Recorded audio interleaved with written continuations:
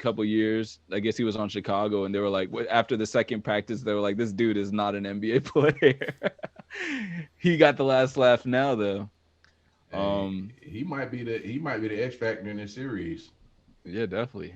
He's just on campaign. Like he's like a Westbrook. He obviously took after Westbrook a lot, like in terms of his play style. Like he's not a very good distributor, but he's like a full straight head to the basket, like energy guy, and he can shoot better than Westbrook. So I'll give him that. But Well, shit, most of the league can shoot better than Westbrook. shit, we could all shoot better than Westbrook.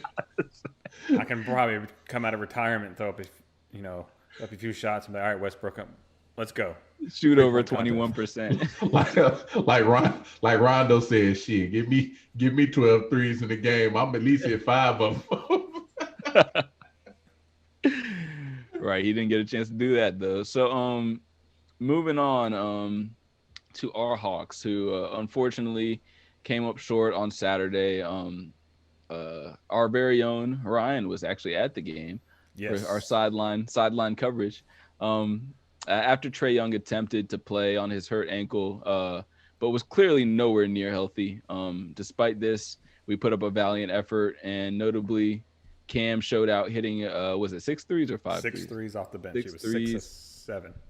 Leading a late fourth quarter charge that brought us within 6 points. But the referees more or less swallowed their whistles in that game.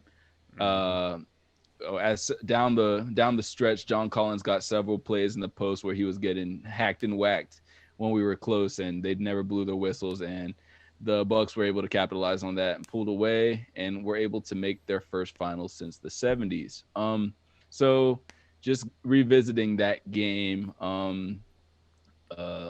how did y'all feel about that game 6? What were y'all's feelings just watching it, and what kind of things did you take away I was pissed.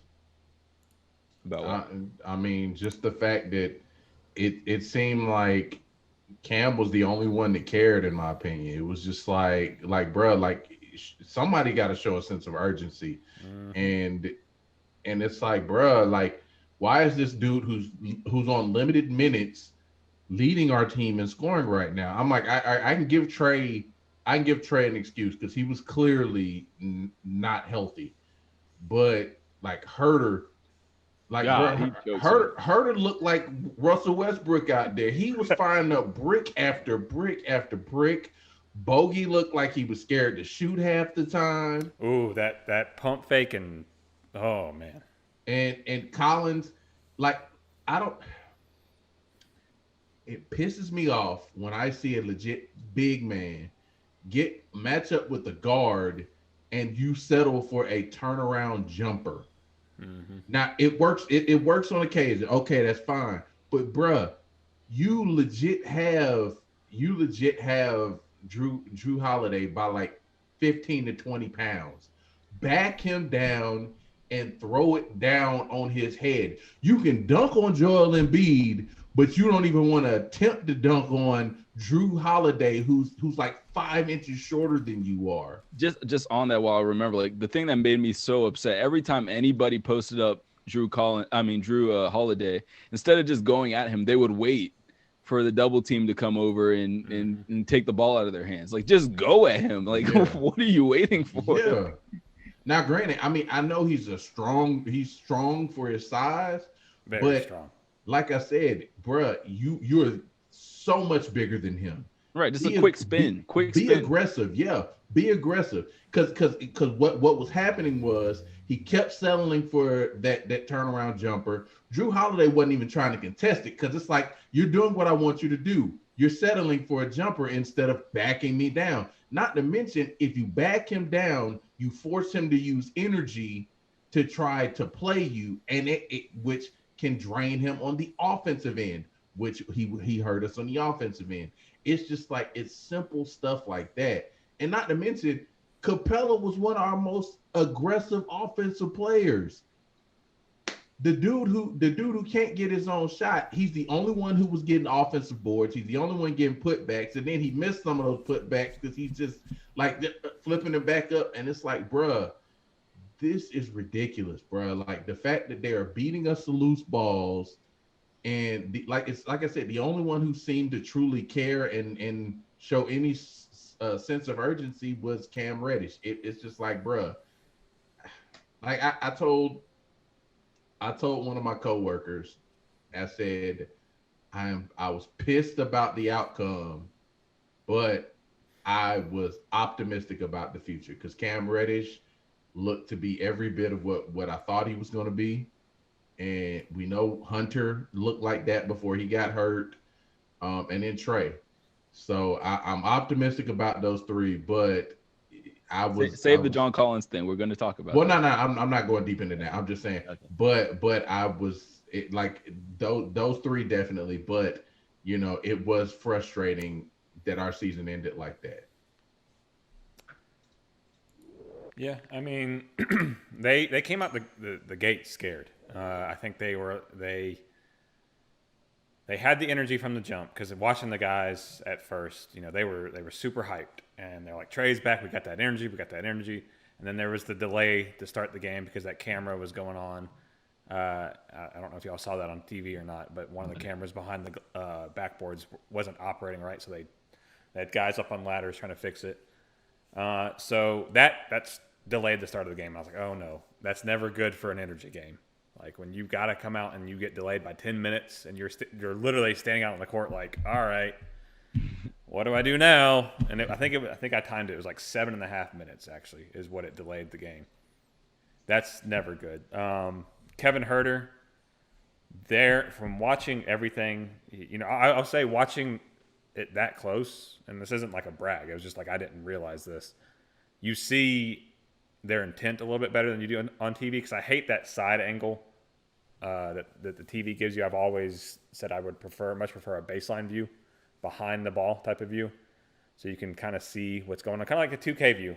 For any of y'all that have played NBA 2K and you switch the camera to the 2K camera, you're down and looking at the court and the goal, so you can see the movements a whole lot better. But their whole game plan was to pick and switch onto Kevin Huerter and attack him.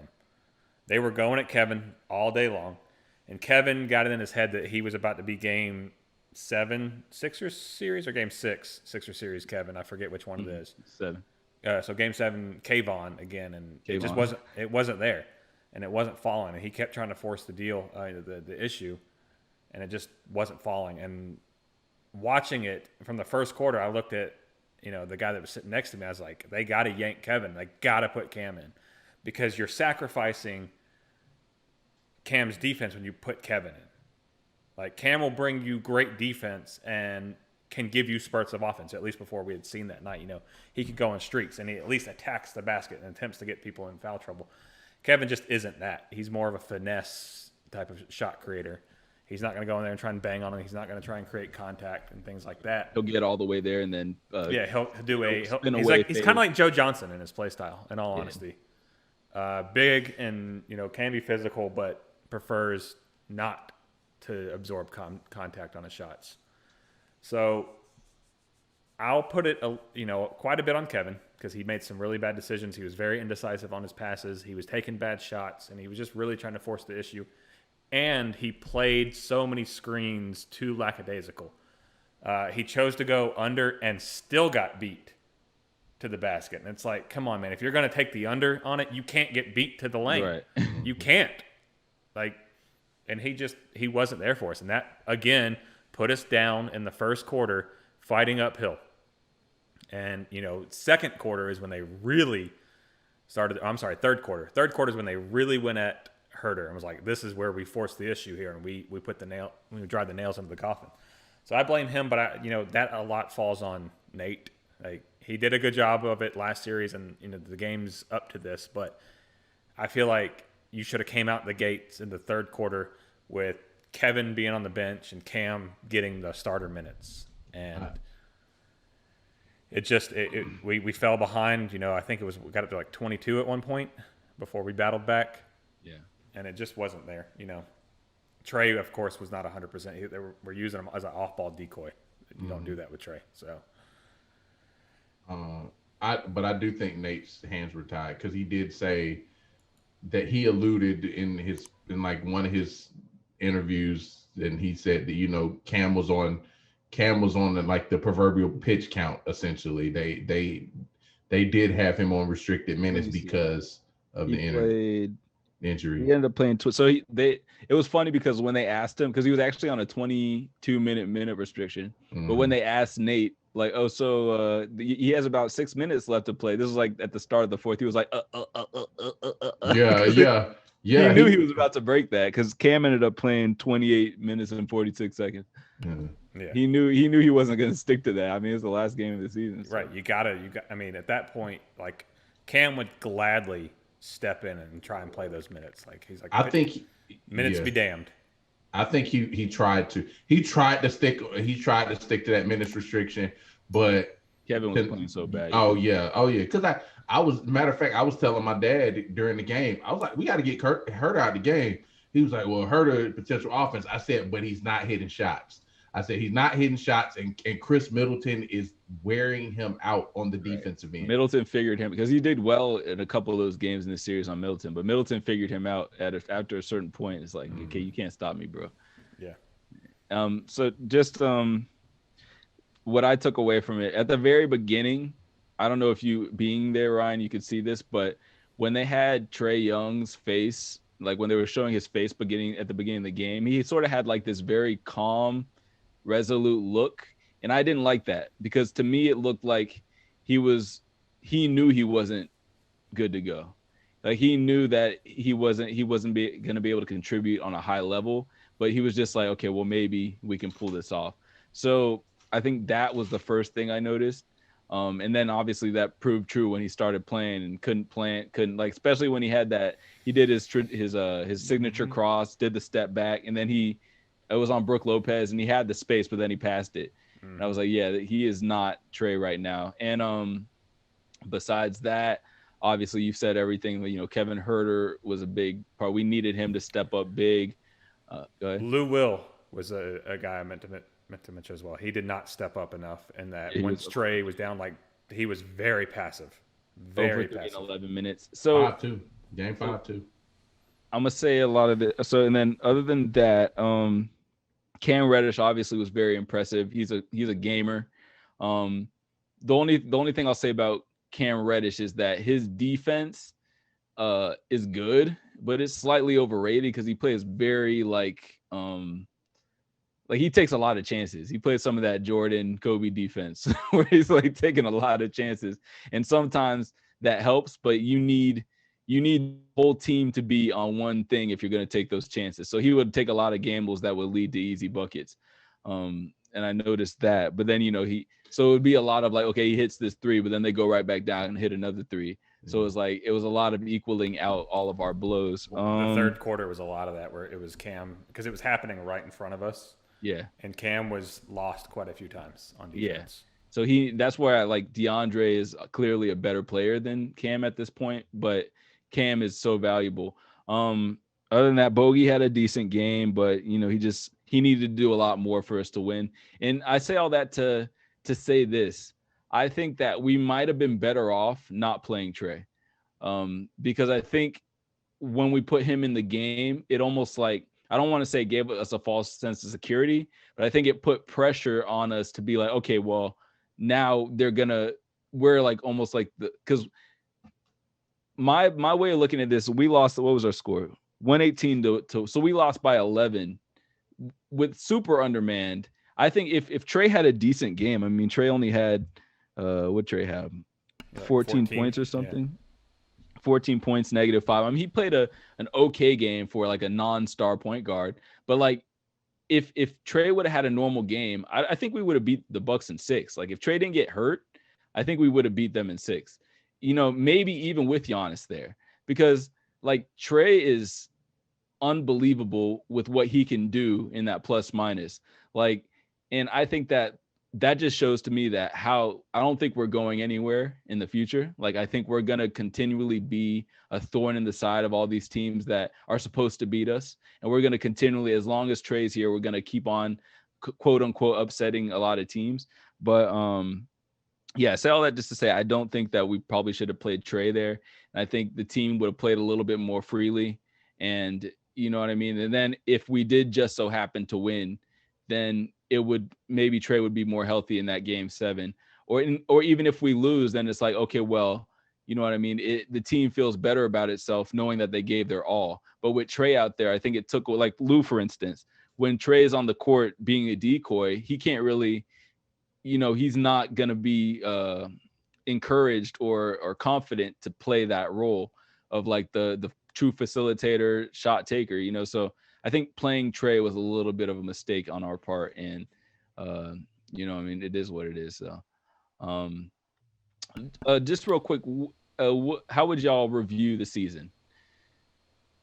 I want to hear yours first, Marco. Okay, so like I said, healthy, this team is the NBA champion. Like this year, especially, obviously, you got to consider the fact that a lot of teams were hurt, right? Like we didn't have to see a full strength Nets team, so we would have liked to do that this year. But healthy, this team is a problem. DeAndre Hunter is getting better. Like the fact that Lloyd Pierce, that saga was so trash, and we were all just waiting for the day for them to get him out of here. And we all sort of figured the team would be good. And obviously they exceeded all of our expectations. But I only think they exceeded our expectations so much because Lloyd Pierce was our coach to start this season. And if we would have had competent coaching the whole season, I don't think we would have surprised as many people, in terms of, okay, we beat this team, we beat that team. You know what I mean? We're good. Like, we're a good team. Trey is an excellent leader on the court. So I was just very impressed with this season. It was my favorite season so far as a Hawks fan, and I've seen a lot of seasons. This is by far my favorite season. We've lived through Josh Childress, Josh Smith, the baseline bomber, Dave Johnson, hey. Jeff Teague, who was on the other side getting hype, hitting a couple threes, taunting the crowd. But yeah, I mean, I'm very positive about where we are going forward, just because, you know what I mean? Obviously, you got to catch lightning in a bottle to get this far, and it sucks to not capitalize because we know how hard we worked. And I know they're talking about, we accomplished so much. We didn't accomplish shit, and we worked so hard to get this far. But, that sucks. But at the same time, I'm hopeful that in the next 4 years we can win a championship. So, which is we'll get to that about Nate in a second. But y'all go ahead. Yeah, first of all, let's not bash Jay Smooth. He gave us plenty of entertainment after the Sixers win. But now coming into the season, I thought we'd be a very good team, and I would have never thought that we'd be this close to potentially making it to an NBA Finals. So it's all now. Granted, I kind of called the Lloyd Pierce getting fired and Nate McMillan taking over. Like Connie didn't want to hear it. Yeah. I kind of called. Don't worry, we'll play that back for him because he's supposed to be coming on next week. Okay, but at the same time, it was a very good. This is definitely the most excited I've been as a Hawks fan. This is the best team that I ever remember us having, top to bottom. They're deep, talented, and I think Nate McMillan got as much out of them as he could. And I mean, in the end, now granted, none of the national media wanted to give us credit for it, but we were banged up down the stretch. We had a lot of key injuries that they talked about Giannis, but I mean Hunter, the fact that Reddish didn't play until that series, like the third game of that series, in fact. Then, Bogey, Trey. Bogey was banged up, Trey was banged up. And we played through that, and in spite of all of those injuries, we still prevailed. So it was a very impressive season, and it lets you know how bad Lloyd Pierce was as a coach, because you had all of this talent in a team. You get fired, and you're 14-20 when you get fired, and that same team that you were failing with goes to the Eastern Conference Finals and legitimately had a shot to go to the NBA Finals in the same year, not like a season later. No, it completely turned around. It was like, yo, what are you doing? That how bad are you that you couldn't get anything out of all of this talent that was on this team? And it was good to see in that perspective. But yeah, it was a frustrating end, but yeah, it was a good season. Yeah. From 14 and 20, I mean, if you've been listening to 92.9 at all this last 2 months that we've been making this run, you've heard that from 14 and 20 to the best record in basketball in the second half, and upsetting the 1 seed and all that type of stuff. This was surely unexpected from where we were April 1st. It was really, really crazy. I enjoyed every moment of it. I was glad that I could watch more Hawk games instead of having to jump on the internet and pirate it somehow. I mean, view it legally.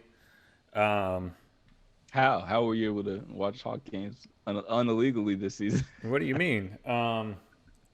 YouTube TV's got to fix that, but hopefully that's done next season. And they do say that it's in the works. Anyway, it was fun. A lot of fun, and you got to see a lot of these young guys just really develop under Nate, because one of the things that stuck out the most to me in all these interviews and all these things that came out when Nate was really putting things together was when they asked Kevin Herter the difference between Lloyd Pierce and Nate McMillan. He said, Nate's a great coach. He really got in here and he organized things, and he gave us some defined roles, and he ran plays that worked best for us. Whereas Lloyd Pierce just kind of put us out there and said, go be basketball players. And I was like, wow, yeah, this is straight from Kevin Herter's mouth. It's not like an AAU coach. That's exactly what I thought as well. I was like, you're not a good X's and O's guy at all. Like, you see this ball, play. Yeah, like, play what? It. Y'all know. He essentially said y'all played basketball long enough that y'all know what to do. Go be athletes and go play basketball. Meanwhile, that makes a lot of sense why we couldn't close anything. Meanwhile, he's bashing Trey the whole time. Trey, you're terrible. You are horrible, Trey. This is the worst point guard I've ever had in my life. Right, he's like talking to the other coaches. I don't like that guy. I don't like this kid. Kid's a punk.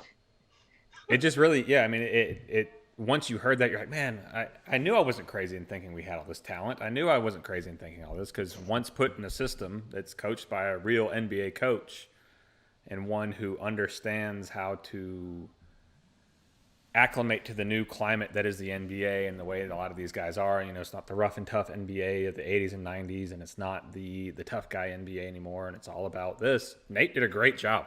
Nate did an absolutely top-tier job in managing these guys, creating a culture here, creating a desirable free agent destination, keeping the identity of the players intact while still forming a team. I think that's one of the hardest things to do, because when you look at the Lakers, whose identity do you see on that team?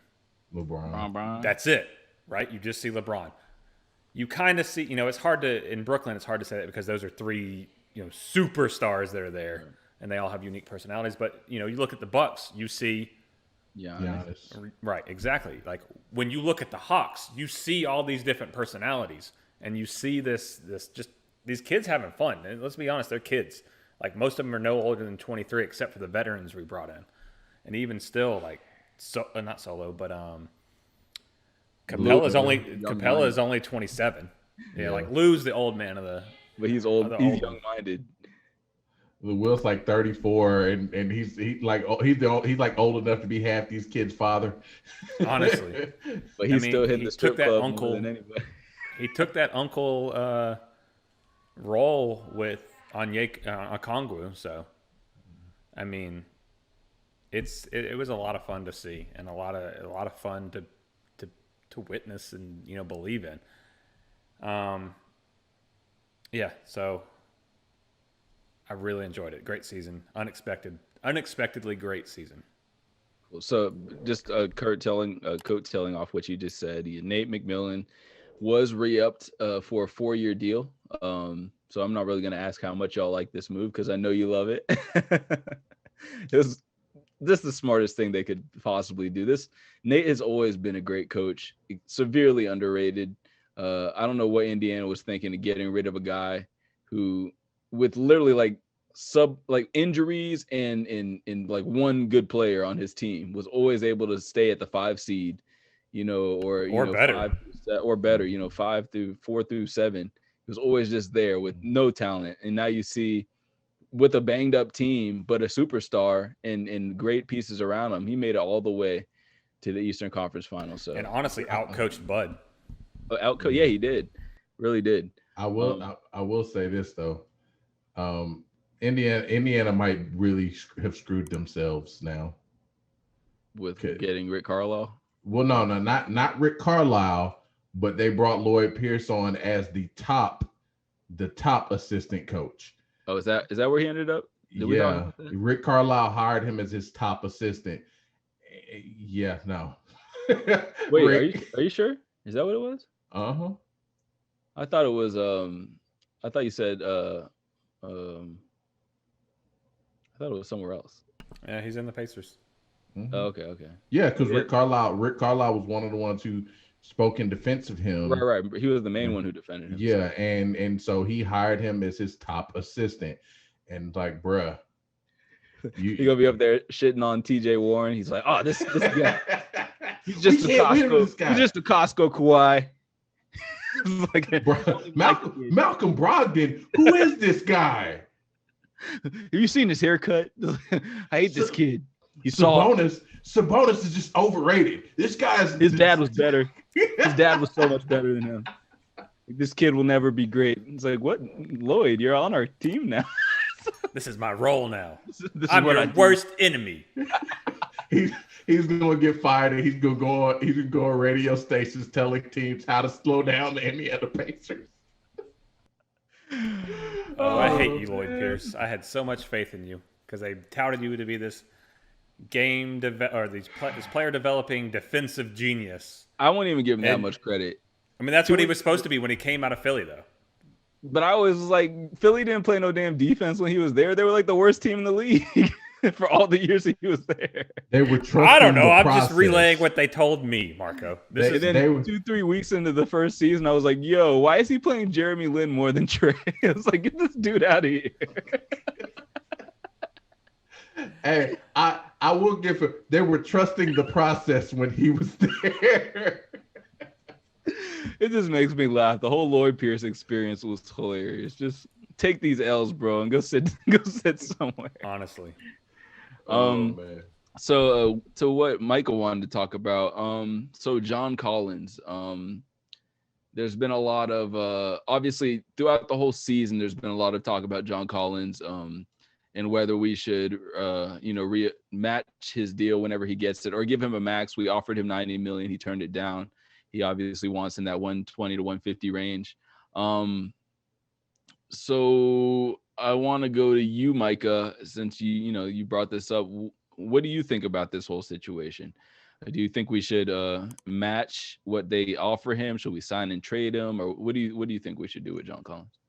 I feel you give him his max deal, and then you sign and trade him to the New Orleans Hornets, package him and Herter, and get Zion and Josh Hart out of the deal.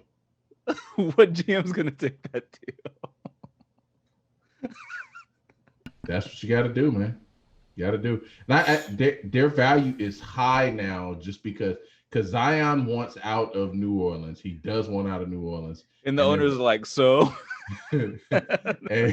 but you could do that. I think you could, and maybe throw a pick in there, throw like a first round pick in there potentially, and just be like, look, Zion wants out. We'll give you John Collins, who can be 15-9 guy, 18-9 guy on the right situation. You get Herter, who can score, and then let us get Zion, and You know, and like I said, maybe Josh Hart. Like I don't really care about the other piece, but you know, it's one of those things. Just kind of like get us a solid backup point guard. But like ultimately, I like I'm just like I do that deal to get Zion out of New Orleans because I think he'd be a better fit for what we need than what John Collins is right now.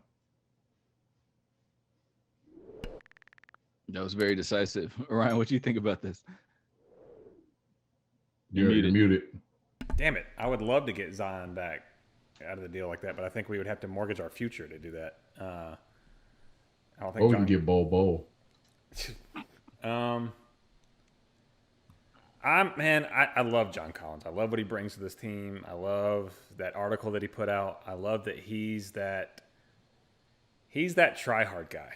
You know, I don't know if y'all read the article or if it's people watching, if y'all read it, but essentially John Collins has always been the other guy, and he was never a 5-star athlete. He never got recruited by big colleges. He never, you know, had those mixtapes. Like he said, his mom was probably half of his mixtape watches on YouTube. Despite him being a freakish athlete, you know, he didn't really get that type of love coming out, and got an offer late because somebody knew somebody that knew somebody that knew somebody that knew somebody, and called in a favor on him. And he went up to not Purdue, Wake. to Wake Forest. I always do Which that. is honestly what you said is one of the same reasons he was drafted, because we had Wake Forest guys in our Exactly. So I mean, I love those type of guys because that's what I was the try hard guy. I had to try really hard to be any good at it. I just wasn't blessed with athleticism and things like that, even though John is. But I understand where he's coming from, and I think he's an important guy to keep around as far as culture goes. I'm just really going to need to see some development from John Collins this summer in a couple areas for him to really be worth a max contract. First and foremost is slowing down.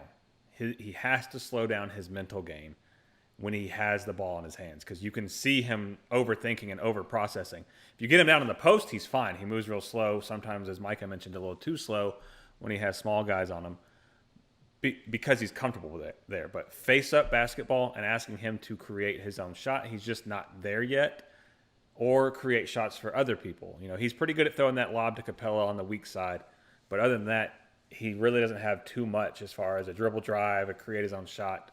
I need to see the development that we saw out of Blake Griffin going up to Detroit. And I'm not saying become Blake Griffin, obviously, because we want a winner. But I'm going to need to see his ability to hit more jumpers, to create his own shots off the dribble, to at least get some type of dribble drive penetration going into the paint other than a straight line, beeline dunk. He needs to get better touch inside as far as being a big, and I think that goes back to rushing things, because a lot of times if he got a rebound and he put it up afterwards, it just wasn't there. And some of those were bunnies. He missed too many bunnies or gimmies, to be that good. And lastly, he needs to just put on a little bit of strength down the paint, because without steroids, John. Yeah, without steroids. You need to put on natural strength. You really need to work on those legs and get some strength in there, and your quads and your glutes, to where you can just sit down and anchor against bigger guys, and you can drive little guys like Drew down in the paint. Because I was, being there, it looks a little different than it was on TV. And John couldn't push Drew. Is he a true 6'9"? Yeah.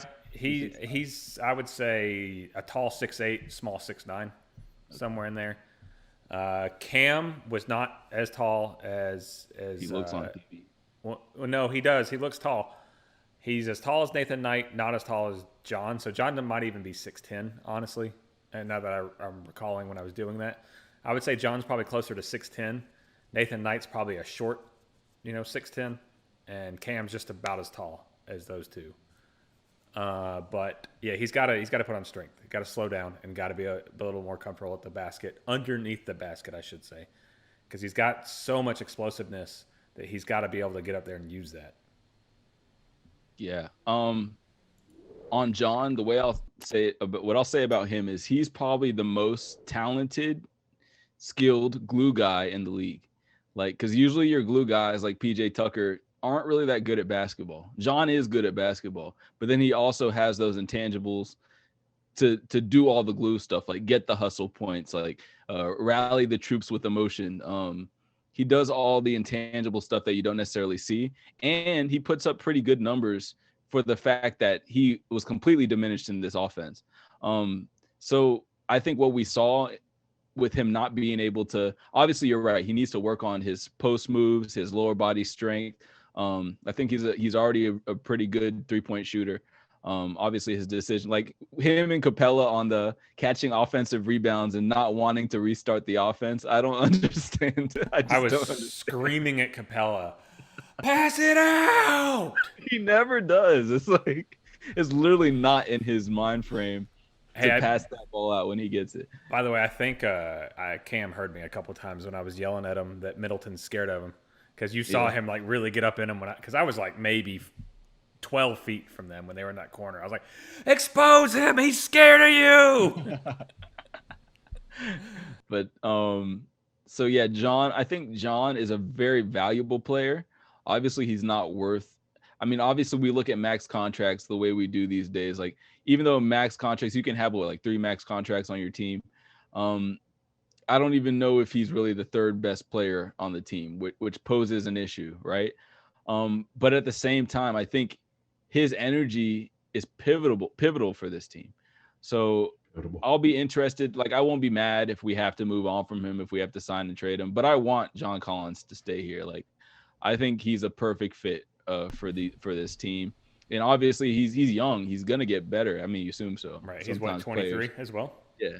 Sometimes players, are just as good as they're gonna be. But even with what he is right now, like, he's a very good piece on a team where you have scorers around. Like, you need that kind of guy. You need a glue guy. Every team needs a glue guy, and we already have that in him.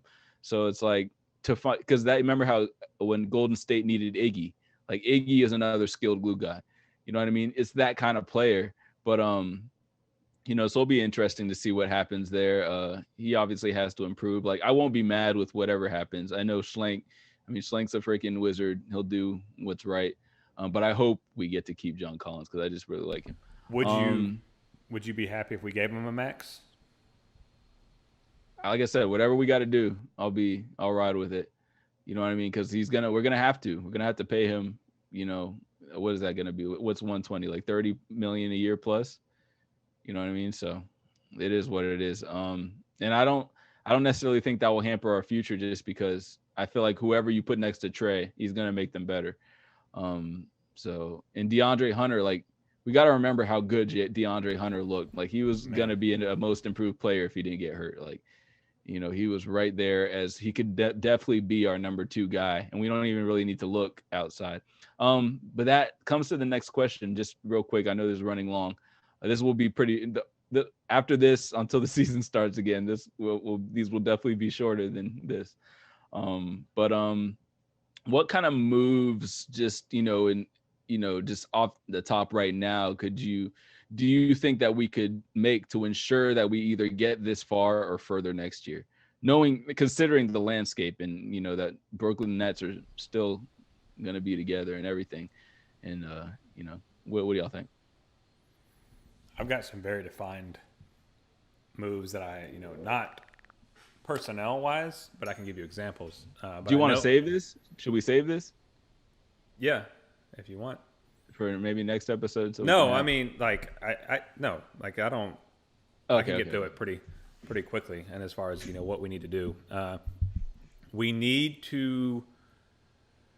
we've got to be able to get more contribution from our bench. We need a true defined, what Lou Williams used to be type of player, like a Jordan Clarkson type of player. You bring him in, he's the leader of your second unit.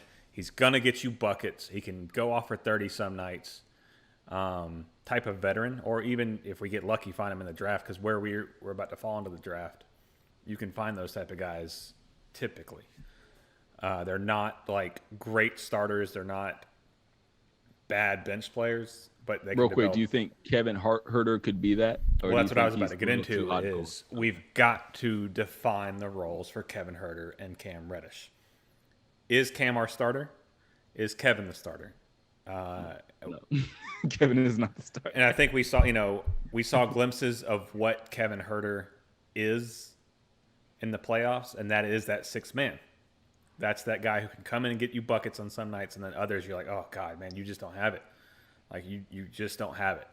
You're too hot and cold. So I don't think what you're sacrificing defensively, and not to say Kevin Herter is a bad defender at all, because he's not. He's a try-hard. He can play decent defense, and he plays smart defense. Because I think he was kind of like me. He was always physically outmatched on the court, and he had to learn how to do those type of things well. Play defense correctly, so it makes up for your physical inabilities. But he is long. He's very long. He's a very long 6'8", but he's 6'7", 6'8", but he doesn't have long arms and he doesn't have big hands. So, and he's not really strong either. Yeah, so you got to play fundamentally sound defense when you're deficient in those areas. And what I think one of the most important things that we have to do is we have to find a second string center that can board. Like, we got to have someone in there, a big 7-foot guy who's a defensive presence and can board on those nights where we run into a Joel Embiid or we run into Giannis. Right. We got to have someone that we can throw in that's not 6'9" and not 6'10", trying to, bang with true 7-footers that weigh 280 pounds. We've got to do that. And once, I think that'll help us more than anything, because offensive rebounds absolutely destroyed us in this Bucks series, if we're honest. Like, even in the Philly series, it was. Yeah, but I mean, especially this. There were some like quarters where it was like, if they missed a shot, they were guaranteed to get an offensive board. Yeah, it was disgusting. Disgusting. PJ Tucker was grabbing every goddamn thing he could get. And he was just hustling to him. He was boop, punching him out. What's called the eyes? Bug eyes. Oh God, yeah. Portis. Yeah, Bobby Portis. Bobby Portis. So yeah, we need a big, like a Bobby Portis type of player. He's only 6'10", but he's 250. Like, he's a big, mean defender too. So that's what we need. John Collins, needs to develop it, but that's going to happen anyway. He's young. I mean, I kind of said my piece earlier. I think you might have to move some pieces. Some of those pieces. Just like the John thing. Yeah, I do think a 7-foot, like a legit 7-footer coming off the bench would help. In like I said, especially now. I mean, Okongwu, I love Okongwu, and he's tough. He's tough, and he's a good defender. But it was a problem. Brook Lopez length was a problem for him. It was just nothing he could do. I mean, he's 4 or 5 inches shorter than Brook Lopez, and Brook Lopez is super long. So, like, on those alleys, yeah, Okongwu can jump, but I mean, you could just throw it up so high, and Brook Lopez barely has a jump, and he's well above the rim. So, yeah, I agree with that. As long as you don't bring in like Alex Len or Dwayne Dedman. That's what I'm saying. But when you say like legit 7-footers, I'm thinking, like, how many of those are there really? Like, well, I mean, I'll take 6'11", 250. Yeah, like say New Orleans wants to get rid of Jackson Hayes. I wouldn't mind a guy like that. Just what about what's our guy's name? Which guy? Australian or New Zealander. What's my guy's name? Steven Adams. Oh, hell yeah. I mean, Steven Adams is a monster. And coming off a bench, yeah. I mean, I wouldn't necessarily start him and play him significant minutes because he doesn't offer much on the offensive end. But contract-wise, though, I don't think you can have Clint Capella and Steven Adams on the same. Yeah, no. I mean, Steven Adams is paid hefty because he's a great basketball player. Right. Yeah. Just in a terrible situation. Yeah. But at the same time, like, yeah, there are some solutions that we could do. Like, That's tough. I would say DeAndre Jordan, but he, He's yeah, done. He's done. yeah. I mean, honestly, But Dwight would be a great guy to come bring back. I That's don't know if true. I want him back though. But yeah, he's bad luck. But I'll say what I'll say. What I'll say. I agree with you, Ryan. Like, I think we have everything. Like, we have all the scoring prowess we need. We have, all that. I think the most glaring part is just those hustle rebounds. Like, we were getting out hustled on every rebound, and I don't know if it's John Collins' size or he was overwhelmed or Clint Capella just couldn't. Whatever it was, like, we weren't boxing out in the right spaces. We weren't playing to the ball. So we just need a guy. Like, I know there's no Dennis Rodmans in the league, but we need a guy who's just gonna put his body on the line to get every freaking rebound, like PJ Tucker did for them. Like, he's not good at basketball, but he's so big that he's always in the right place for those rebounds to come to him. Like, so we don't necessarily need a 7-footer, but I think we just need more urgency on the defensive end, like hustling wise. And like, because you cannot allow that many offense. It's just because not only does it make it impossible to win, but it takes the crowd out because they see, like, because it kills every time a team misses so many shots and you're like, okay, get the ball and we're right back in this. But then it's like, oh, offensive rebound. Then they miss again. Oh, offensive rebound. It's like, oh my God, come on. We didn't end possessions. I'm gonna give y'all a list real quick because I know you want to get out of this, Marco. And I'm gonna list the name and their status, and y'all just real quick give me whether or not keep or let go. So hot or cold? Oh, okay. I thought you were saying free. Okay, go ahead. John Collins restricted. Marco. Keep. Let go. Chris Dunn player option. Let go. Go. Go. B Goody restricted. Yeah, keep. He's the best of our backup point guard. Solomon Hill unrestricted. Let go. Yeah, you can let him go. Nathan Knight restricted. I don't really care either way, but I'll keep him. He's not going to cost anything to keep. And he's decent enough. Yeah, I keep him just for depth. Yeah, he's got enough athletic talent that I think you can make something of him. Because he's got some bounce in his step. When I was watching him in those games come in, I was like, good Lord. Skylar Mays restricted. Keep. Yeah, I'd hold on to Skylar. Yeah. Tony Snell. Actually, I'd actually hold on to Skylar. Wait, B Goody played pretty good in some of those games when Trey wasn't there. He was hitting a lot of threes. He played better than Skylar, so. I think he'll be better under Nate McMillan long term. What's the name had too much influence on him. He's a little slow though. He is very slow. He kind of reminds me of Kyle Lowry in his first year in the league, honestly. Yeah. Kyle Lowry, or like a smaller. What's that dude on Memphis? The shooter. Kyle Wright, Kyle Anderson. Yeah, Kyle Anderson.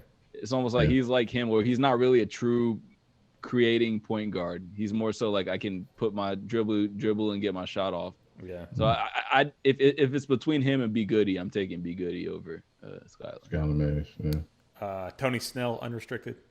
Let him go. Let him go. Yeah, he didn't. We needed him and he didn't even play. Yeah. And then Lou Will unrestricted.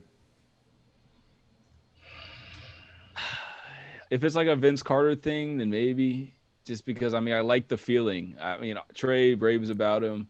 I'd bring him back just because, he is Atlanta. He's that colorful veteran guy you can have on your team.